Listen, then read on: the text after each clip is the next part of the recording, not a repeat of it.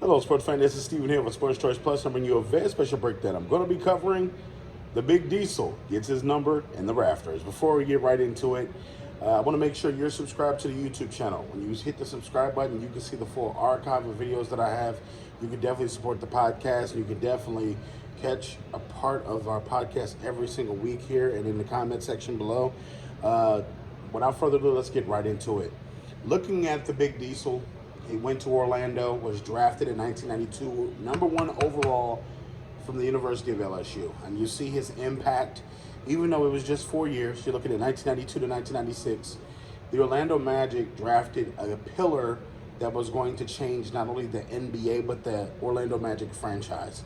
When you look at the likes of what he played with along Nick Anderson, Dennis Scott, Anthony, a.k.a. Penny Hardaway, Horace Grant. He played with a lot of great players, but he changed the game of basketball, whether it be the breakaway goals, whether it be the non-shattering backboards that the NBA went to, bringing down the frames of the actual goals.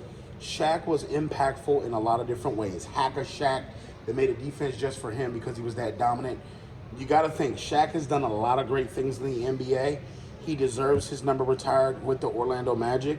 His impact not only in the community and on the court as a basketball player, it's phenomenal. 32 should not be worn by another player of the Orlando Magic because Shaq did what he did. You know, he's probably the greatest Orlando Magic player drafted him and Dwight Howard go back and forth as far as number one overall picks and their impact. Dwight never won a championship there, so it's kind of, 4 years versus that career of Dwight. But, Shaq literally built the Orlando Magic. He put them on the map first. He had them to a place where people respected the Orlando Magic. They made that run in against the Chicago Bulls in the playoffs. So Shaq is deserving of it. So where does this list Shaq all time?